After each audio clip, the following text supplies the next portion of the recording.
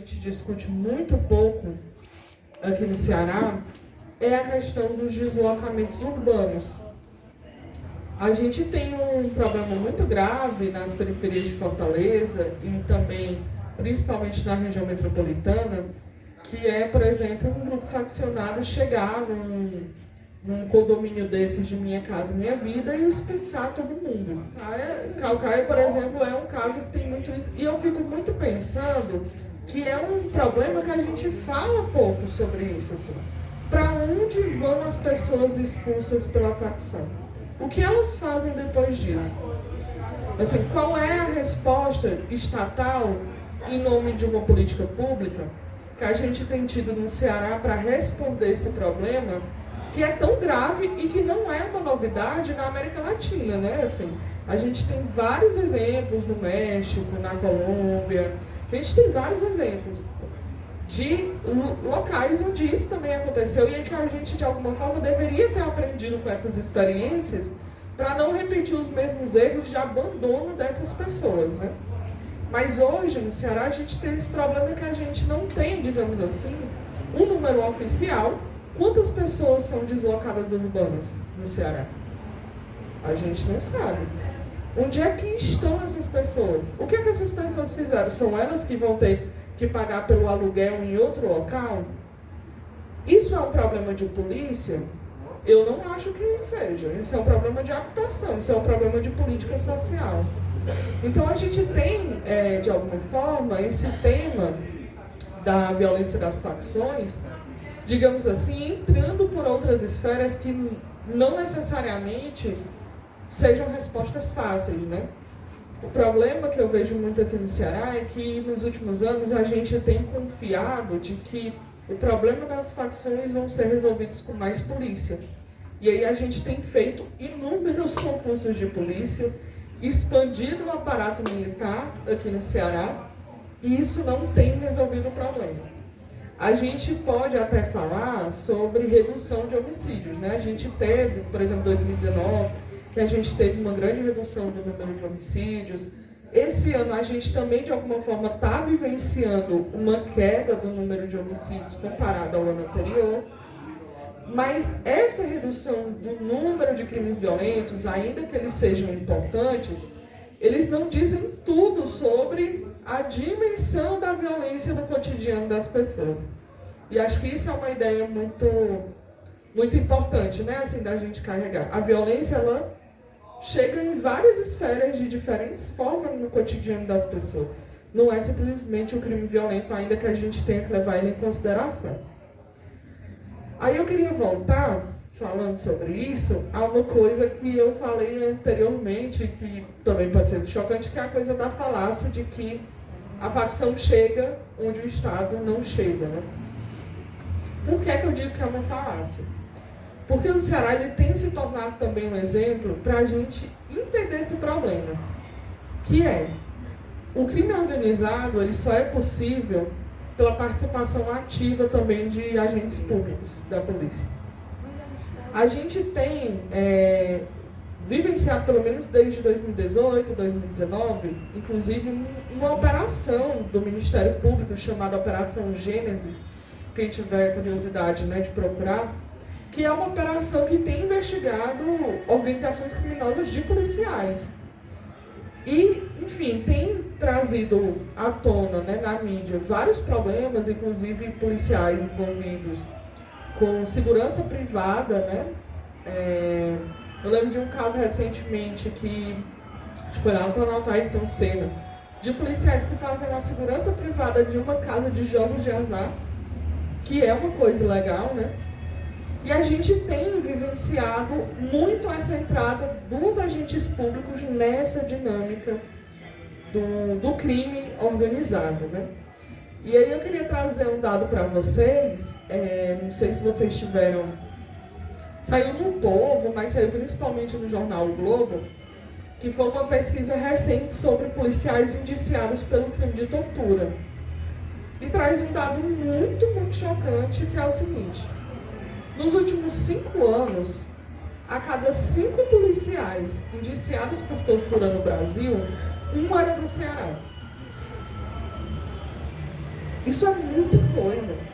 Se a gente pega 5 policiais no Brasil todo, e a cada 5, um é do Ceará, isso nos diz que essa instituição, ela tem sido uma instituição que os agentes estão naturalizando o crime de tortura e estão sendo indiciados por isso, né? Assim, isso é indiciado, não é nem assim, julgado, chegando às vias de responsabilização, qualquer coisa desse tipo.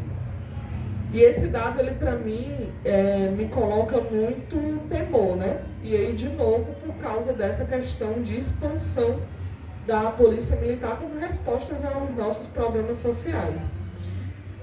E aí, só para finalizar, eu queria chegar no meu terceiro ponto, né? O Ceará, ele também tem se tornado um exemplo para o Brasil de radicalização das polícias. Não muito, assim, não faz muito tempo, né? O motim foi em fevereiro de 2020.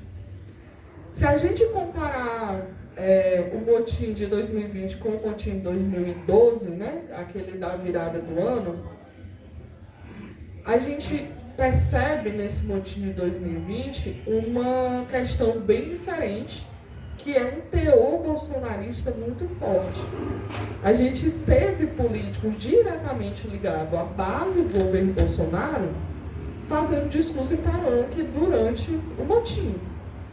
Isso nos diz alguma coisa, né? Essa adesão dos policiais e também essa entrada de políticos, né? Pessoas da Assembleia Legislativa, pessoas da Câmara de Vereadores, fazendo discurso que radicaliza, né, os policiais nesse sentido.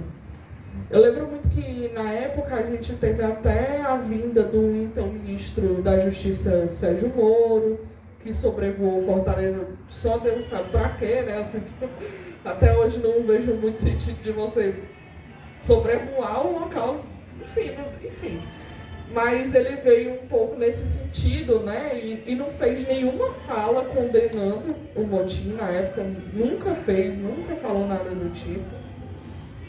E isso também nos mostra, né, essa aproximação desse movimento com o governo Bolsonaro. E aí, com esse último ponto, assim, só para finalizar, eu queria aproximar esse tema, né, assim, isso que a gente vivencia aqui no Ceará, com os possíveis desdobramentos do caso Marcelo Arruda, né, assim, que eu acho que também é, assim, principalmente muito caro para vocês que estão aqui no comitê. Eu estava vendo hoje os desdobramentos, né? Eu não sei se vocês viram que a Polícia Civil encerrou a investigação, né? Assim, encerrou o inquérito, o relatório sobre o caso, e a delegada, ela concluiu que não teve teor político nesse assassinato e concluiu, digamos assim, que o assassinato ele foi motivado, na verdade, porque o Marcelo jogou terra no carro do assassino, né? E é uma coisa realmente que nos coloca para pensar. Por quê? Uma coisa que eu acho que não tem sido muito tocada enquanto problemática é: o assassino era um policial. Ele era um policial penal federal. Ele né? Que não foi exonerado, ele continua sendo. Ele é um servidor público, ele é uma força policial. Quando a investigação chega para a Polícia Civil do Paraná, todo mundo olha com maus olhos, assim. Todo mundo já sabia que, independente de você, por exemplo, mudar a chefia da investigação, qualquer coisa assim, a gente sabe que a polícia daquele estado está, digamos assim, contaminada por uma certa adesão política que, com certeza, prejudica e ainda continuará prejudicando essa investigação do assassinato do Marcelo. E aí a gente entra nesse problema, trazendo um pouco para a dinâmica do Ceará, é que a gente já tem um histórico dessas movimentações políticas da polícia, né? Essa adesão ao bolsonarismo aqui na política do Ceará também. E eu fico a pensar o que é que pode acontecer se, por exemplo, o que eu espero muito que aconteça, que é o Lula ganhar as eleições, né? O que é que a gente pode esperar de um estado como o Ceará, mas eu acho que isso também chega a todos os estados do Brasil, o que é que a gente pode esperar de um aparato militar, né? De um aparato policial que tem essa adesão política também? O que é que a gente pode esperar de segurança, assim, para a nossa vida, né? Para a nossa vida cotidiana? Se acontecer algo conosco, o que é que a gente pode esperar, sabe, assim, desse aparato de investigação, de resposta, de responsabilização, de busca por justiça? O que é que a gente pode esperar, né? E a gente entra também numa outra dinâmica que é, mesmo se o Bolsonaro perder a eleição, a gente ainda está com as instituições muito contaminadas, né? O que é que a gente vai fazer com isso? Porque não é só a polícia militar, não é só a polícia civil, é o judiciário, sabe, assim, é um nível de preocupação que a gente precisa ter e que ele também tem se demonstrado de diversas formas aqui no Ceará e em outros estados do Brasil, no tocante à investigação de policiais que são acusados de assassinar e de torturar e tudo mais. Eu acho que seriam esses 3 pontos que eu queria trazer para a gente muito refletir de forma bem ampla e trazendo muito a minha preocupação também pessoal, né, assim, com esse momento.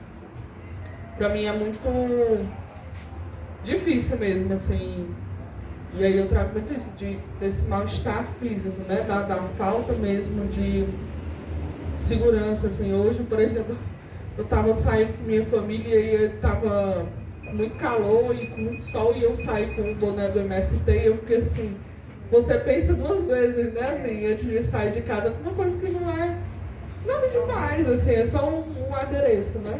Mas eu acho que nessa semana que passou com tantas notícias horríveis, acabou que esse medo, ele, assim, generalizou, né, assim, na nossa vida.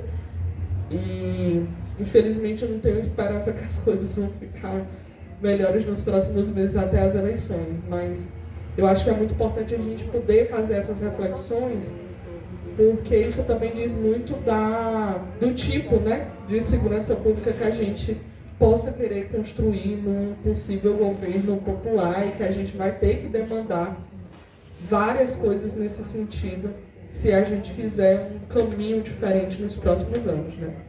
Acho que era um pouco isso. Obrigada, gente, pela atenção de vocês.